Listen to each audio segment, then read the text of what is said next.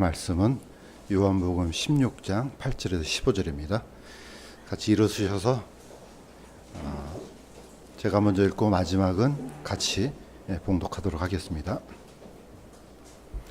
그분께서 오셔서 죄에 대하여, 의에 대하여, 심판에 대하여 세상을 꾸짖으시리라. 죄에 대하라 함은 그들이 나를 믿지 아니하기 때문이요, 의에 대하라 함은 내가 내 아버지께로 가므로 너희가 더 이상 나를 보지 못하기 때문이요, 심판에 대하여 함은 이 세상의 통치자가 심판을 받았기 때문이라. 내가 아직 너희에게 말할 것이 많으나 지금은 너희가 그것을 감당하지 못하리라. 그러나 곧 진리의 영께서 오시면 너희를 모든 진리 가운데로 인도하시리니 그분은 스스로 말씀하지 아니하시고 무엇이든지 자기가 들은 것만을 말씀하시며 앞으로 일어날 일들을 너희에게 보이시리라. 그분께서 나를 영화롭게 하시리니 이는 그분께서 내게서 받아 그것을 너희에게 보이실 것이기 때문이라. 끝에 있는 모든 것은 내 것이라. 그러므로 내가 말하기를 그분께서 내게서 가져다가 그것을 너희에게 보이시리라 하였노라. 아멘. 잠시 기도드리겠습니다. 하나님 아버지, 이렇게 뜨거운 무더위가 계속되지만 그럼에도 불구하고 저희들 하나님을 향한 그 사랑과 은혜는 더욱더 넘치기를 원합니다. 시대가 점점 흘러가고 시간이 흘러가면은 하나님께서 약속하신 그 시간이 올 터인데 저희들 이 더위와 상관없이 늘 깨어서 주님을 기다리는 마음을 가질 수 있도록 도와주시옵소서.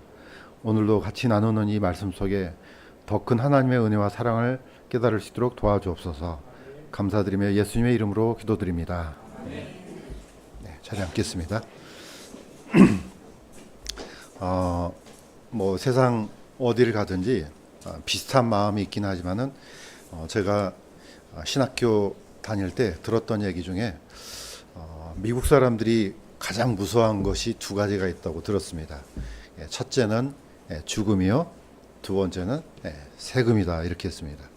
뭐 비슷하지만은 특히 미국에서는 세금에 대해서 혹시라도 이걸 안 내거나 또는 그 위법하게 뭔가를 한다 하면은 그 미국에서는 법이 그 징벌이 어마어마하게 합니다. 그래서 이런 건 꿈도 못 꿉니다. 그래서 저희들 학교 옆에 어떤 곳이 있었냐면은 마치 창조과학회처럼 성경 관련된 그런 그 자료를 사람들한테 보여주고 입장권을 받는 그런 곳이 있었어요. 그러니까 거기 이제 놀이기구도 있고 하는데 거기에 그 시설을 운영하는 그 사장이 잡혀갔다는 거예요. 왜 잡혀갔냐 했더니 세금을 안 내서 잡혀갔다는 거죠. 그래서 아니 왜 세금을 안 냈지? 자기는 하나님 성경 관련된 것을 하는데 왜 내가 세금을 내야 돼? 하고 국가에 저항을 한 거예요, 이게. 그래서 미국 정부에서 아니 그거하고 상관없이 일단은 영업을 했으면 세금을 내야 될 거 아니냐. 그래서 이 사람은 잡혀가서 지금은 다른 사람이 운영하고 있다, 그런 소식을 제가 들었습니다. 이거는 사실 피할 수가 없습니다. 첫 번째 죽음은 일종의 법칙입니다. 성경이 말씀하고 있는 것처럼 한 번 죽는 것은 사람한테 정해진 것이다 했습니다. 그렇기 때문에 아무도 못 피합니다. 반드시 죽어야 됩니다. 혹시라도 에이 두 사람 남았는데 이럴 사람이 있을 겁니다. 누가 있습니까? 엘리야하고 에녹은 살아있죠. 저는 개인적으로 그분 두 분도 반드시 죽어야 된다고 생각돼요. 두 분을 살려두는 이유가 있죠. 자, 뭐 그거는 포인트가 아니니까. 어쨌든 죽음은 피할 수가 없습니다. 이거는 법칙이고 하나님의 법이에요. 세금은 뭡니까? 이건 하나님께서 허락하신 정부에서 세금을 안 내면 국가가 어떻게 운영돼요? 불가능하죠. 아무도 빠져나갈 수가 없습니다. 특히 다민족 국가인 미국에서 세금을 안 낸다? 이건 경찰보다 더 무서운 겁니다. 이거는 뭐 어떻게 할 수가 없습니다. 자, 제가 이렇게 말씀드린 것은 일종의 사람들이 만든 법도 그런데 하나님께서 만드신 법은 누가 빠져나갑니까? 이건 불가능한 겁니다. 저는 개인적으로는 가장 무서운 게 있다면요, 저는 성경이라고 단연코 말합니다. 왜 무섭냐? 성경은 하나님의 법이에요. 사람들이 믿거나 안 믿거나 상관없어요. 뭐 믿으면 이게 무섭고 안 믿으면 상관없습니다. 안 믿든지 믿든지 상관없이 성경은 기록된 말씀은 있는 그대로 성취되고 있는 그대로 이루어지니까 가장 무서운 책입니다. 동시에 가장 우리에게 큰 소망을 주는 또 책이 성경이기도 합니다. 그래서 우리가 모든 것을 성경에다 포커스를 맞추잖아요. 예수님도 십자가에 달리기 전에 이 열정이 충만했던 베드로가 그냥 예수님 잡으러 온다니까 어떻게 했습니까? 칼을 빼갖고 길을 잘라버렸잖아요. 자, 예수님께서 하신 말씀이 내가 이것 말고도 얼마든지 하늘에 있는 천군 천사를 보내서 다 없애버릴 수 있지만은 그렇게 하지 않는 이유가 뭐라겠습니까? 만약에 그렇게 하면은 이렇게 되리라고 기록된 성경이 어떻게 이루어지겠느냐. 예수님도 철저하게 기록된 성경대로 쫓아가셨습니다. 하나님에도 불구하고 그렇게 했다는 겁니다.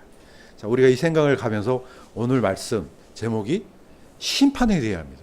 아무도 피할 수 없습니다. 나랑 관련 없는데 관련 없다고 말할 수 있어요. 그러나 반드시 관련이 됩니다. 왜냐? 죽음을 피할 수 없는 것과 똑같습니다. 이 심판은 아무도 피하지 못합니다. 그래서 오늘 계속해서 연속해서 죄에 대해서, 의에 대해서, 심판에 대해서 마지막 이 심판이 어떤 과정을 통해서 이루어지는지 우리가 살펴봤습니다. 자, 오늘 읽었던 이 말씀은 계속해서 3주 연속 동일한 내용을 가지고 이 얘기를 합니다. 하는데 언제 이 얘기를 했다고 제가 얘기했습니까? 바로 6월절입니다. 6월절에 예수님께서 이 말씀을 하셨는데 이거는 굉장히 깊이 묵상할 필요가 있습니다. 자, 6월절 다시 한번 쫓아가 보도록 하겠습니다. 자, 이 그림을 한번 보세요. 이거는 이스라엘이 6월절을 지키는 과정에서 나온 그림이에요. 사진입니다. 자, 이 이스라엘은 6월절을 어떻게 지키느냐? 당연히 이제 14일 저녁부터 시작되니까 그 전에 뭐 하느냐? 성경에는 법이 있습니다. 6월절이 되기 전에 뭐 합니까? 누룩을 다 제거해야 돼요. 집안에 있는 누룩을 다 없애버려야 돼요. 다 불태워야 되는데 이스라엘은 누룩만 없애는 게 아니에요. 대청소를 한답니다. 집안에. 그래서 이 6월절 기간에는요, 1년에 한 번이라는 대청소 기간이에요. 그래서 각종 쓰레기들, 또 심지어는 이거는 좀 영적으로 유해한 것들, 그런 책들, 서적들 다 모아가지고 다 불태우는 게 바로 6월절 14일 전에, 해지기 전에 일어난 일입니다. 그래서 유대인들은 중세시대 때 전염병이 가장 번지지 않는 민족으로도 유명합니다. 페스트가 번지는데 유대인들은 별로 많이 죽지가 않는 거예요. 그러니까 어떻습니까? 이것 때문에 오해를 많이 받은 거예요. 저것들이 말이야, 이 병을 퍼뜨리고 지네들은 어떻게 빠져나갈 구멍을 만들어놨네? 이렇게 해서 또 핍박을 많이 받은 게 또 유대인들입니다. 어쨌든 이 6월절은 모든 불순물들을 모아서 태우는 겁니다. 이거는 일종의 굉장히 어떻게 보면은 일종의 패러다임이 바뀌는 그런 사건하고 똑같습니다. 6월절이 왜 중요하냐? 쭉 한번 올라가 보세요. 첫 번째 6월절. 첫 번째 6월절은 이스라엘 백성들이 이집트에서 장장 몇 년요? 400년 동안 노예 생활을 하다가 그 다음날 해방되는 날이에요. 6월절은 그러니까 딱 한 밤만 지나면은 이 모든 게 끝나는 거예요. 우리나라도 독립이란다. 광복절 있잖아요. 그거 뭐 얼마나 길지도 않아요. 뭐 물론 길기면 긴 시간이지. 그 시간보다도 몇십 배 긴 기간 동안에 이스라엘은 이집트에 노예 생활합니다. 자, 사람들이 그럴 거 아니에요. 이 밤만 지나면, 야, 드디어 내가 이 밤만 지나면 저 맨날 나를 때렸던 그 채찍질하던 그 사람 이제 안 보게 생겼구나. 이 밤만 지나면은 내가 이 이집트를 벗어나겠구나. 이거는 엄청난 시간이에요. 그러니까 통치자도 바뀌고요, 생활 패턴도 바뀌고 모든 게 다 바뀌어버립니다. 이게 바로 첫 번째 6월절이었습니다. 이 6월절하고 비슷한 게 있죠. 그게 바로 홍해입니다. 홍해는 왜 중요하냐? 이것도 똑같습니다. 6월절은 시간적인 거지만은 이 홍해는 위치적인 거예요.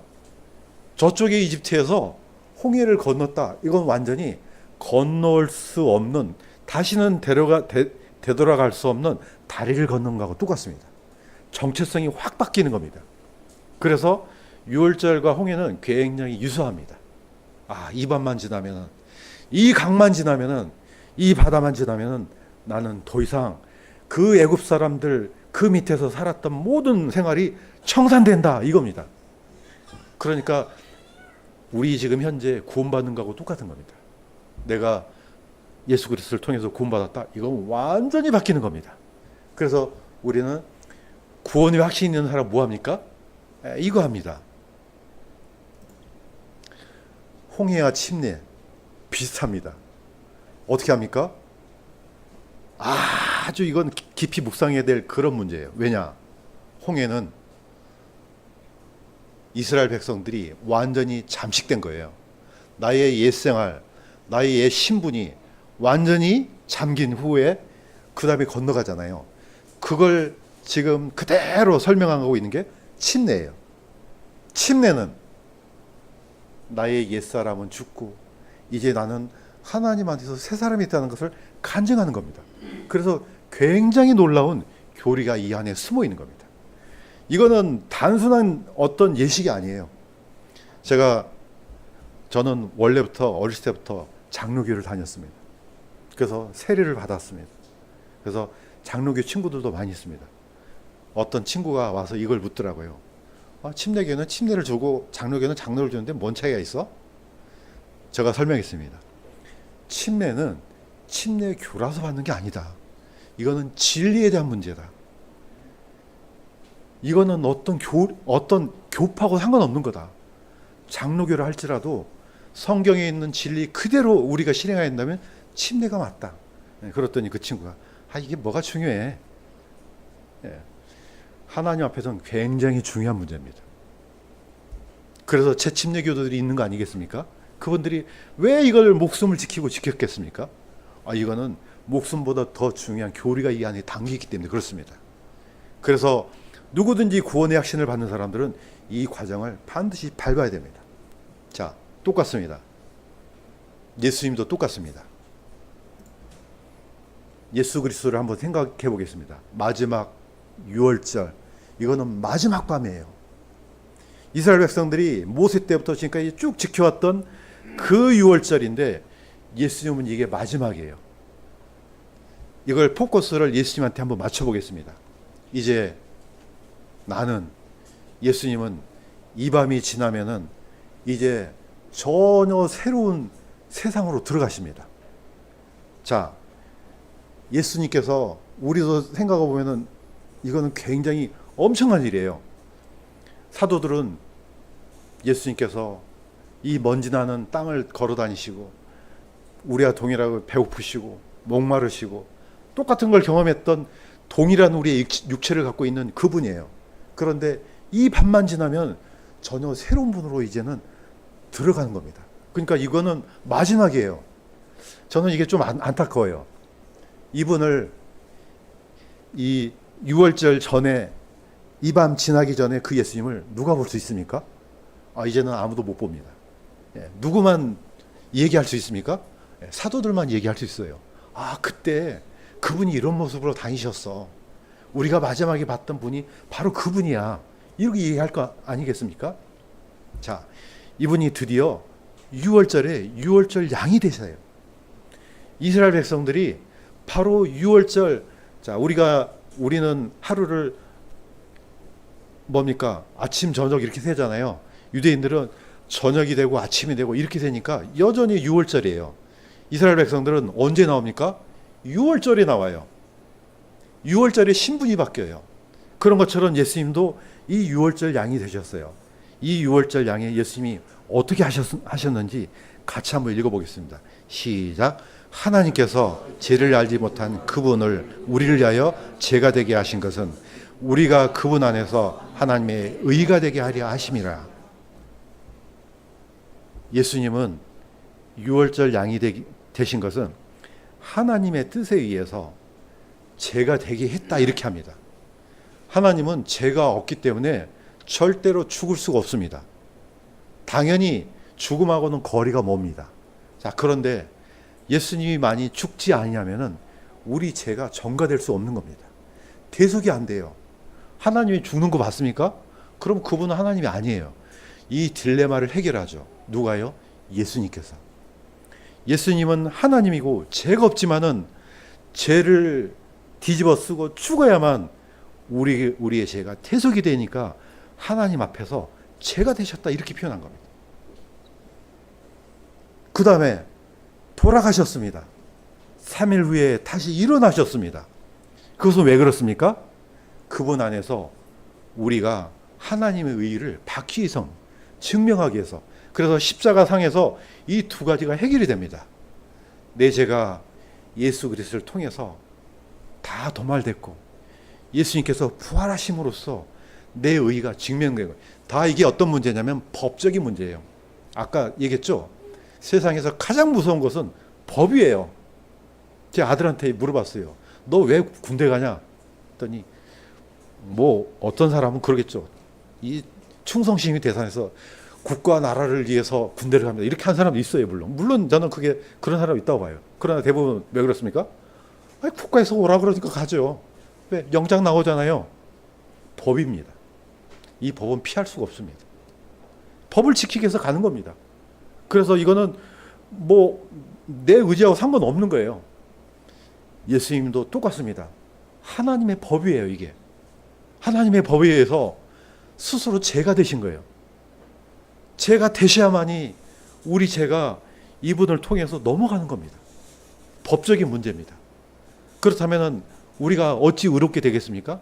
세상에 어느 누구도 행위를 통해서 의롭게 될 수가 없습니다. 불가능한 겁니다. 그거는 하나님께서 믿음을 통해서 의롭게 되는 법을 주셨어요. 이게 법 때문에 그렇게 되는 거죠. 옆에 사람 보면 어디가 의로운 사람 같이 보입니까? 전혀 그렇지 않습니다. 본인 양심도 똑같습니다. 내가 어떻게 의인입니까? 불가능한 겁니다. 그러나 하나님의 법에 의해서는 가능해집니다. 뭐냐? 오직 믿음으로만 이 법을 주신 겁니다. 자, 예수님께서는 돌아가시고 다시 살아나시고 하늘로 올라가셨습니다. 그러면서 이것을 이렇게 얘기하십니다. 나중에 성령이 오면은 이거 얘기하겠다는 겁니다. 예. 죄에 대해서 얘기할 것이요, 의에 대해서 얘기할 것이요, 심판에 대해서 얘기할 것이다.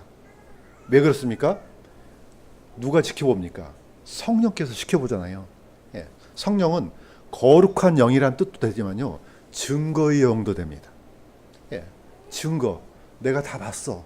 예. 이걸 누가 해주시냐면 성령께서 해주셔야 됩니다. 왜? 그분이 하나님이니까. 그래서 오직 하나님의 증거만 퍼펙트한 겁니다. 다른 것은 그 어떤 증거도 우리는 믿을 수가 없습니다. 하나님의 증거만 완전하기 때문에 우리가 성경을 믿는 겁니다. 왜? 성령에 의해서 영감받았기 때문에 성경을 우리가 믿는 겁니다. 자, 동방박사의 선물을 한번 기억해 보겠습니다. 동방의 지혜자들이 세 가지 선물을 가지고 왔습니다. 우리가 잘 알고 있는 것처럼 황금과 유향과 모략입니다. 그냥 뭐 좋은 것 알아서 준비했겠지. 이거는 묵상이 부족한 거예요. 어찌 이 사람들이 그 먼 길을 오면서 뭐 대충 그냥 집히는 대로 선물을 준비했겠습니까? 저는 분명히 하나님의 뜻에 따라서 이 세 가지 선물을 준비했다고 저는 믿습니다. 뭐 그렇게 생각하지 않아도 상관없습니다. 자, 그런데 황금과 유향과 모략 세 가지 선물은요, 특징이 있습니다. 다 뭐하고 특징이 있습니까? 죽음하고 관련됩니다. 전부 다 희생하고 관련됩니다. 전부 다 고난하고 관련됩니다. 왜 그렇습니까? 우리가 황금 그러면 뭔만 생각납니까? 밑에 있는 그림처럼 골드바만 생각을 해요. 그렇게 만들어진 과정은 빼먹고 밑에 있는 이것만 생각해요. 아, 이거 비싸겠네, 이거 팔아갖고 돈 되겠네, 이 생각만 한단 말이에요. 이게 어떻게 만들어집니까? 그냥 땅 파면은 황금이 땅에서 쑥 나옵니까? 어떻게 합니까? 그거 캐가지고 그냥 였다 돈으로 바꿀 수 있습니까? 안 되죠. 재련해야 되지 않습니까? 아주 뜨거운 물에 녹여서 불순물을 제거하고 완전 상품으로 만들어야지 이게 황금이 되는 겁니다.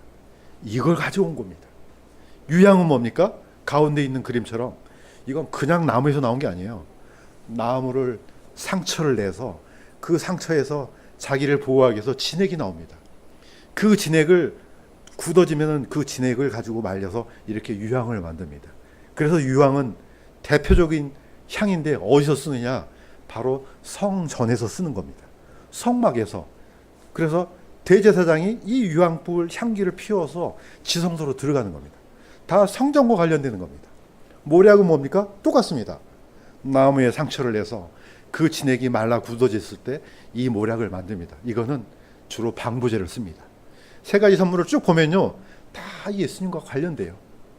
예수님의 고통, 예수님의 고난, 이게 예수님의 직분이구나. 황금은 뭡니까? 이건 킹이에요, 킹. 그런데 어떤 킹입니까? 희생당하는 킹입니다. 유황은 뭡니까? 상처받은 대제사장이에요. 당연히 모략은 예수 그리스도의 어린 양이죠.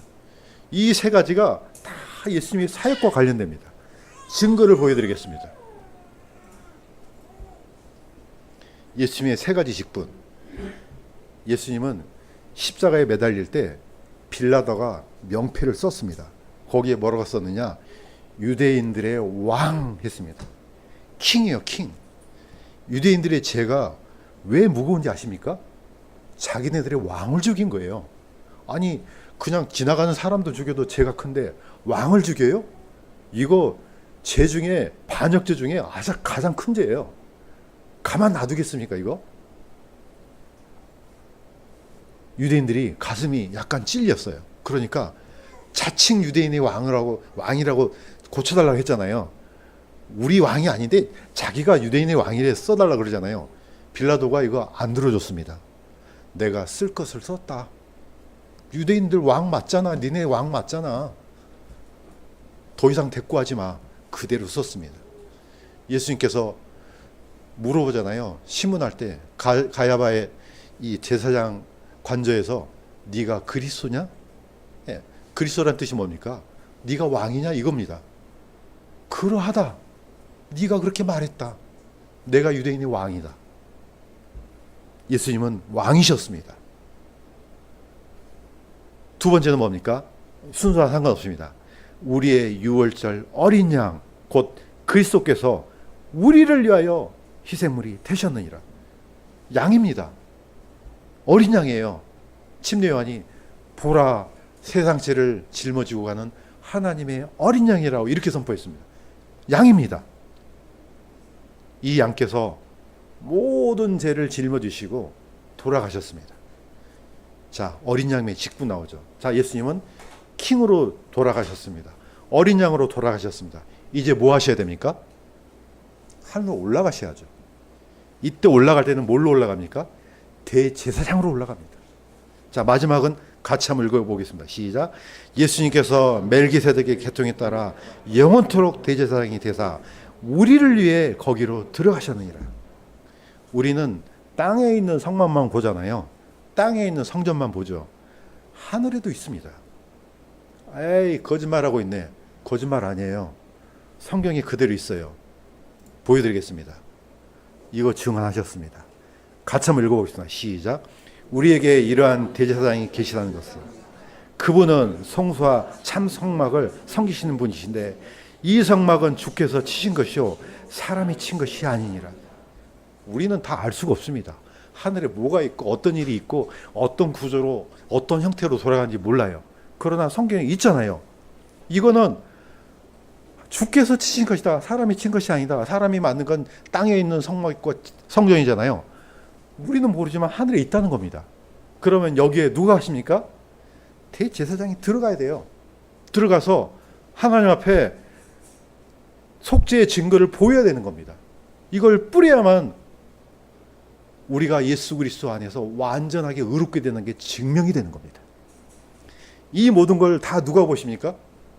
성령께서요.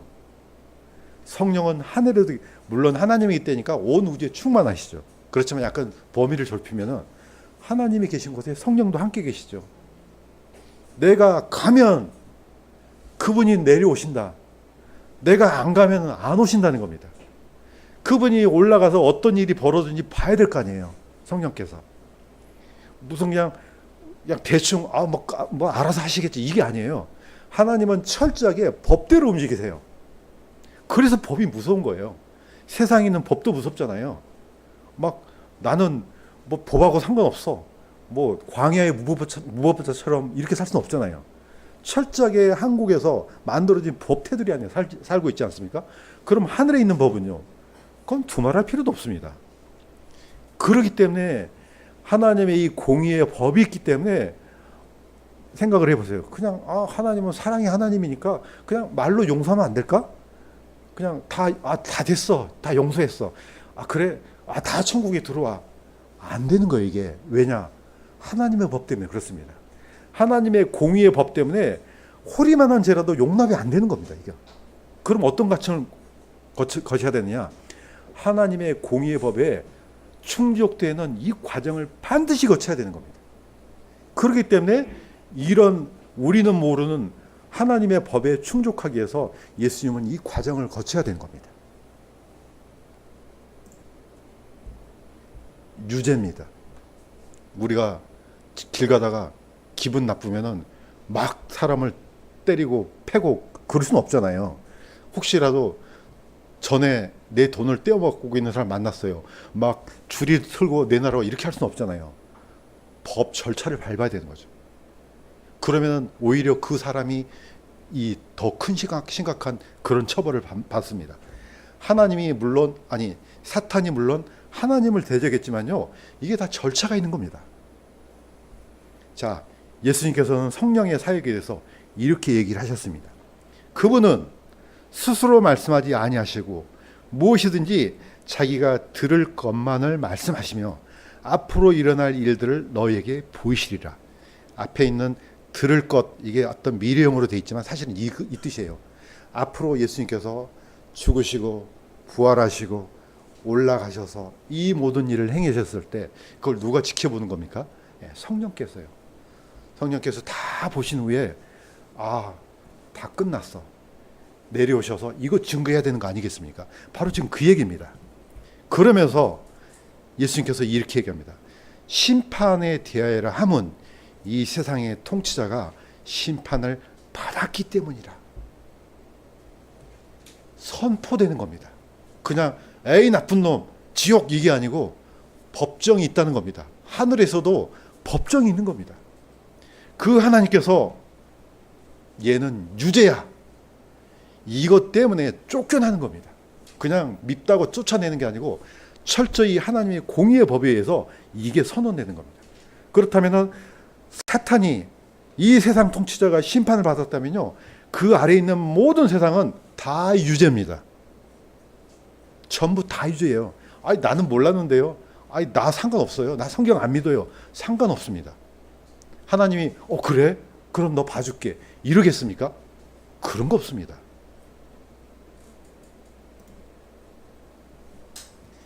그냥 명칭을 제가 이렇게 지었습니다. 하늘에 있는 사내들인 법정. 스가랴에서는요, 하늘에 있던 이 얘기를, 이 환상을 그대로 얘기를 합니다. 대제사장 요수아는 주의 천사 앞에 서 있고 사탄은 그의 오른쪽에 서서 그를 대적하는 것을 그분께서 내게 보이시니라. 우리는 땅에 있으니까 하늘 일을 모르잖아요. 보이셨습니다. 이건 이제 일종의 환상으로 보여주신 거죠. 우리는 뭔지 모르지만은 하늘에 뭔가가 있구나.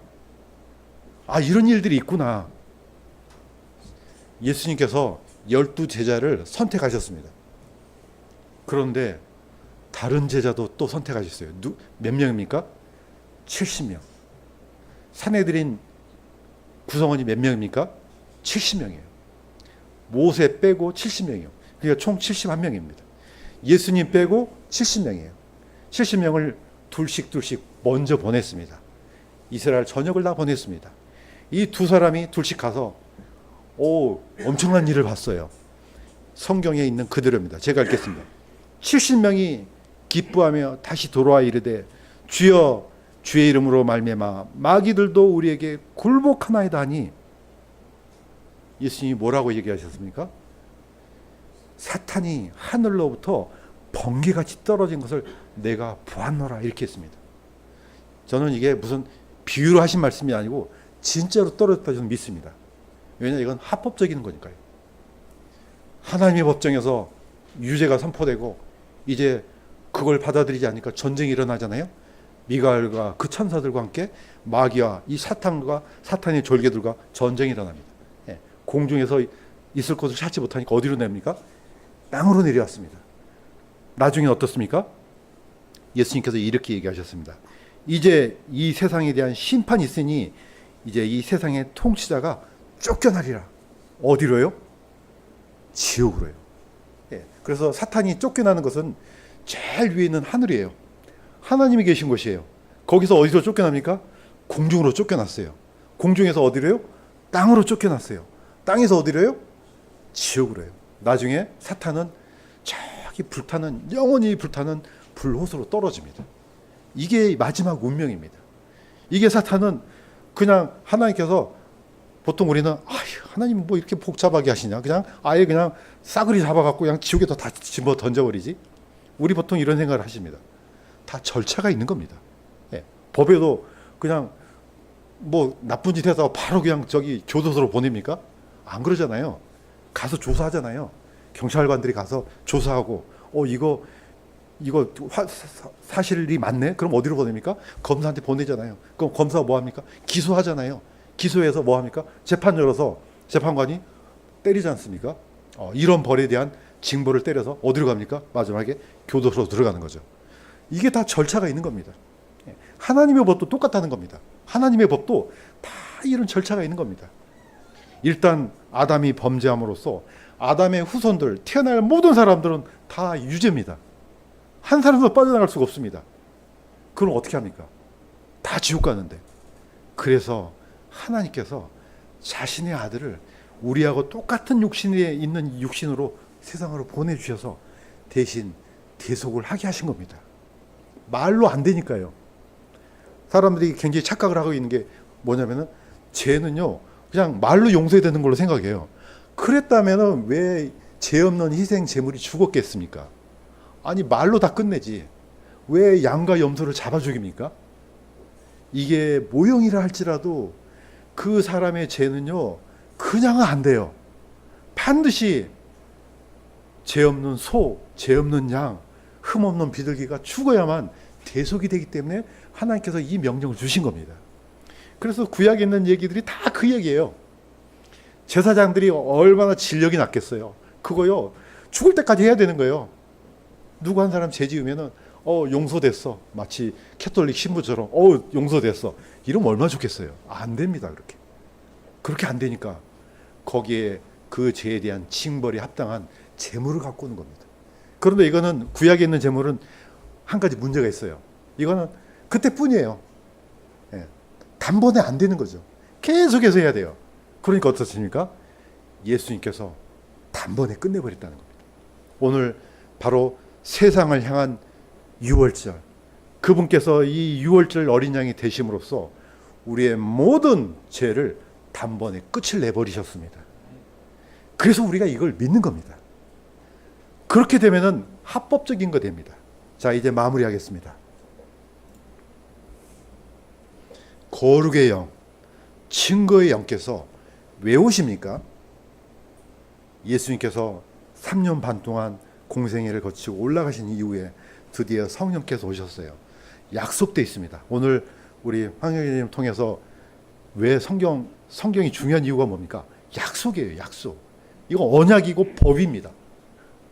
자, 너희가 성령님을 선물로 받으리니 이 약속은 모든 사람을 향한 것이니라.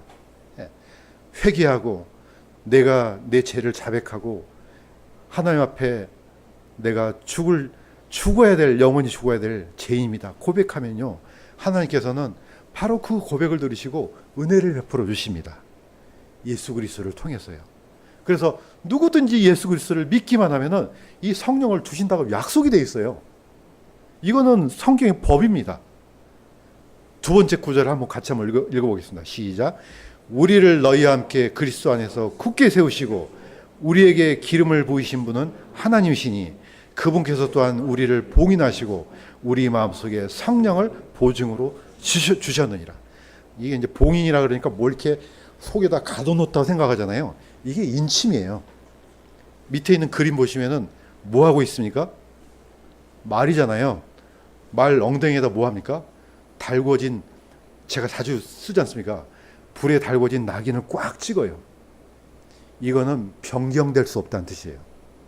이거는 주인이 내가 주인이라는 표시를 이 새 낙인에다가 새를 빨갛게 달궈서 꽉 찍어요. 그러면 이거는 지워질 수가 없는 겁니다. 이걸 인침이라 그럽니다. 성령께서 오신 이유가 뭡니까? 이 사람은 법적으로 하나님의 자녀야. 이거 보증하는 겁니다. 마귀도 똑같아요. 나중에 뭐 합니까? 적그리스도도 자기의 이름과 표를 줍니다.